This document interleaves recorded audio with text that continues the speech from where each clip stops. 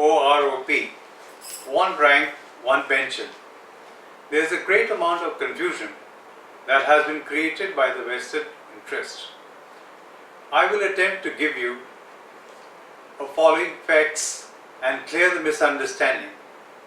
Please listen in carefully as I explain the background and the current status of OROP. You need to know first what happens the world over.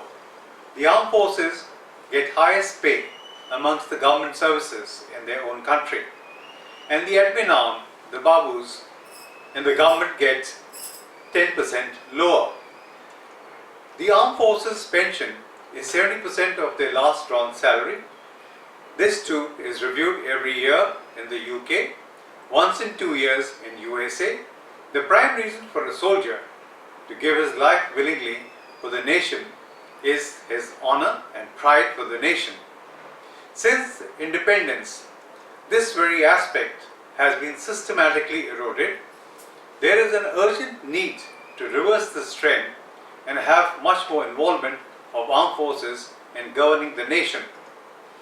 In our country, since independence, our chief's salary has gone up 45 times and the secretary's 108 times. Our protocol status has shifted lower, effective 4th to double digits. The highest gallantry awardee, a Paramveer Chakra, does not even figure in the protocol list of Rashtrapati Bhavan.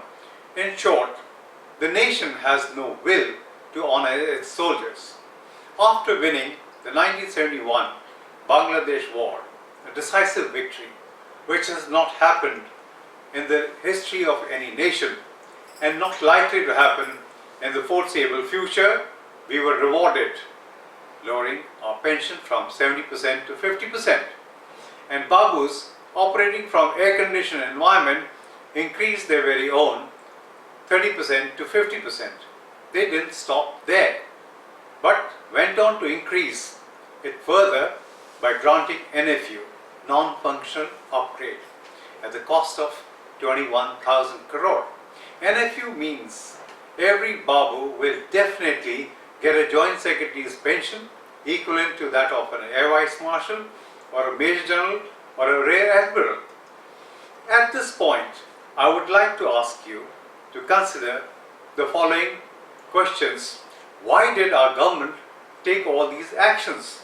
4 years ago, 2011, the Koshari Committee recommended the implementation of OROP at the earliest. The definition recommended, approved in both the houses is uniform pension to the armed forces personnel retiring in the same rank with the same length of service, irrespective of the date of retirement, and any enhancement of pension to be passed on to the past pensioners. In 2014, we were approached by BJP and we supported them, thinking they recognized the injustice and the wrongs doing of the past government. We were asked to organize a rally with the ex-servicemen in Rewari with the promise that all the wrongs will be corrected if the BJP came to power. The veterans showed their voting power, whilst Mr. Modi is yet to fulfill his promise, which was initially 100 days for OROP implementation, and today we are over 420 days and it is still to be implemented. Many of you might believe OROP has been announced, when in fact what has been announced but not delivered is an enhancement of pension only, which to be reviewed every 5 years, and that too not applicable to VRS. This is not OROP. Simply explained with these terms, it is at best 1 rank, 5 pensions. We've heard silly excuses like technical glitches, as quoted by Mr. Jaitley. We get DA twice a year. So what is so difficult to do a revision once a year in July, for example? With all this information and background, I have 4 very serious questions and nobody has answered them till date. First being, what was the armed forces, Why was the armed forces pension reduced from 70% to 50%? Did we not earn it? Why did our three chiefs at that time agree to degradation? Why an increase in Babu's pension from 30% to 50%? What did they do to earn it? Mr. Dayal or the Cabinet Secretary should explain this race. The PM, Mr. Modi, has said that he needs to take from the poor to give the veterans OROP. The FM said that India is a poor country and cannot fulfill the veterans' demand. Here I want to ask, how do you have the money for Babu's NFU pension at the cost of 21,000 crore? Raksha Mantri had calculated 8,300 crore, which is realistic. If FM has any different figure, let him share it and convince the nation. History is a reflection of the future. I will give you one apt example. In the USA, in 1931, the First World War veterans, on a broken promise, had to resort to bonus march.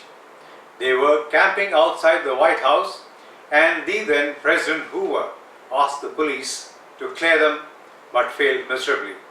Finally, the Chief of Army Staff, General MacArthur, was requested to clear them. Net result, Hoover lost the election. Our case is quite similar. Remember 14th August, Jantar Mantar at Delhi? A similar thing was tried out but failed. The government even resorted to media blackout, which can be equated to a virtual eviction attempted by government. As in the case of President Hoover, I would caution the government, maybe they should prepare themselves for their loss at the next election. All this just for a few hundred crores? At a much bigger end, beyond the elections. The issue of pension matters more to serving soldiers in uniform than the veterans. I am unable to fathom as to why our three chiefs are not able to convey to Raksha Mantri that it has direct bearing on the rank and file and the morale and the fresh induction into the services. It fails me miserably as to why such an intelligent Prime Minister, Shri Modi, can't see through this. Is he hostage to bureaucracy?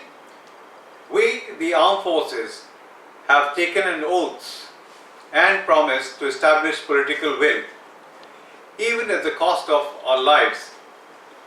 The political class is not able to establish its promise. All these occurrences around the OROP is fraught with danger.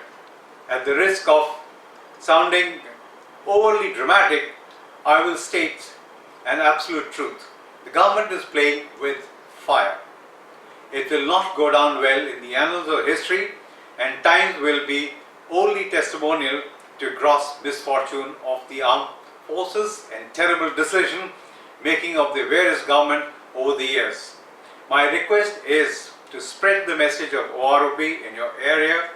There are rumors that the government has banned the media, so I will say with caution that the media has not been fair and did not cover Maha rallies of 12th September at Jantar Mantar. They had the Bala event where the road was choked till Jagadri, and Jalandhar saw more than 7,000 seated veterans, and yet all this was not reported by the media. Just because you don't hear more on the TV, it does not mean it has all been resolved.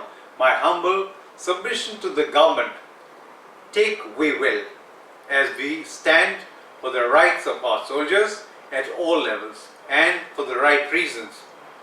The difference between a soldier and a civilian is mind over matter. Jai Hind.